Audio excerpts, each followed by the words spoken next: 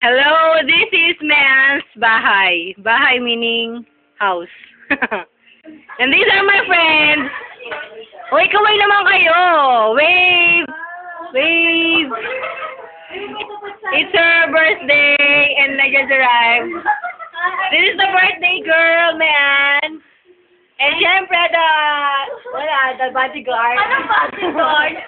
The boyfriend, Benedict. They're in pair. And this one. That's Larny. This is Julie. Julie Kawai. Hello. This is Rosaline. And of course, her escort. Jess. And syempre, best friend. Roxanne. And Pao with her Chuchay. Chuchay, baby. Hi. You're awake, baby.